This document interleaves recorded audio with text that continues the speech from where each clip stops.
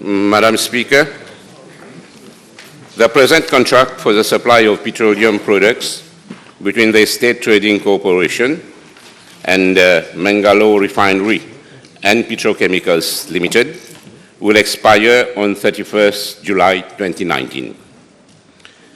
I am informed by the State Trading Corporation that on 25th March 2019, the corporation launched a tender for the supply of 915,000 metric tons of clean petroleum products and 325,000 metric tons of dirty petroleum products for the period 1st August 2019 to 31st July 2020. 11 bidders submitted their offers, out of which 9 were for clean petroleum products and 8 were for dirty petroleum products. At its meeting of 22nd May 2019, the Board of State Trading Corporation approved to award contracts for the supply of petroleum products to Mauritius for the period 1st August 2019 to 31st July 2020. My ministry was informed of the board decision of 22nd May 2019 and was requested to seek government's approval accordingly.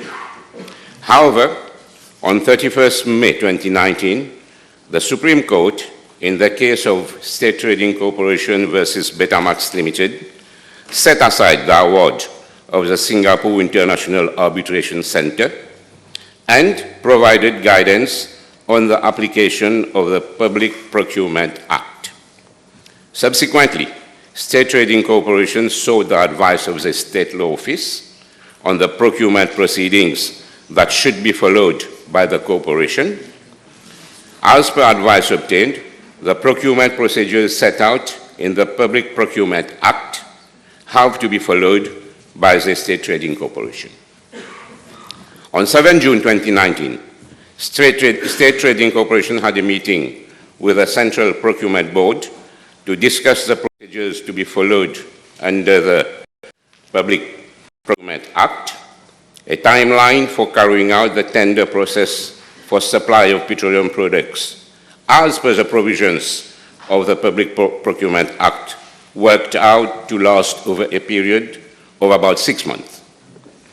Taking the above factors into consideration, on 10 June 2019, the Board of the State Trading Corporation approved that the corporation annuls the tender exercise and carries out an emergency procurement for the period 1st August 2019 to 31st January 2020 through negotiations with the lowest substantially responsive bidders in the tender exercise launched on 25th March 2019.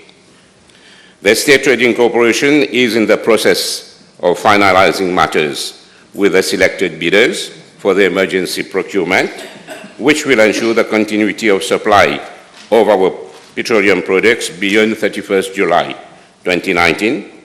In the meantime, a tender exercise, as per the Public Procurement Act, is being carried out by the State Trading Corporation for procurement of petroleum products as from 1st February 2020.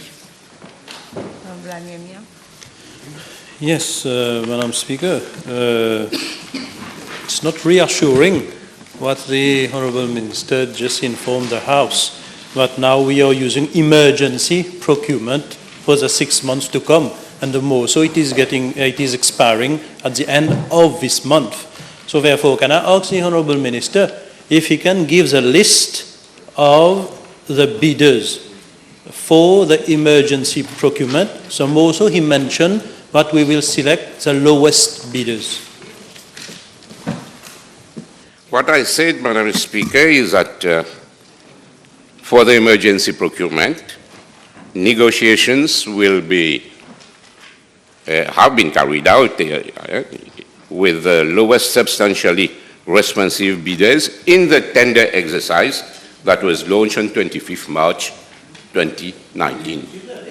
But, Madam Speaker, I think any reasonable member, knowing what we have been facing during the last years with Betamax can understand that it is not the right moment to give the name.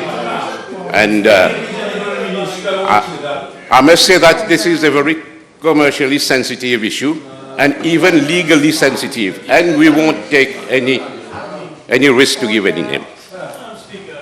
Minister, must be serious. We are only asking the list, not the comparative prices of each bidder. I think my answer was clear.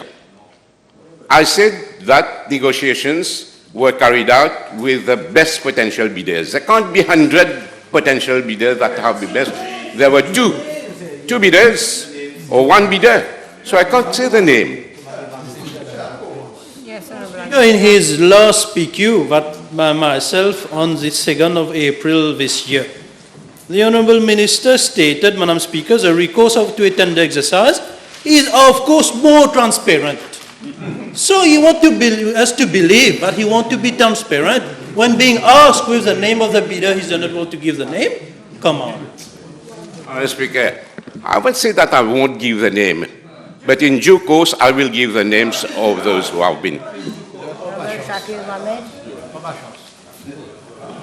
With regards to the negotiations that have taken place, could the Honourable Minister tell us when did the negotiations take place and who were those, the names of the people that took part in the negotiation process? I don't have the date when the negotiations was carried out. No, it was in the third week of June 2019. And the panel was composed of members, that is officers from the Ministry of Finance and Economic Development, officers from my ministry, and officers from the Estate Trading Corporation.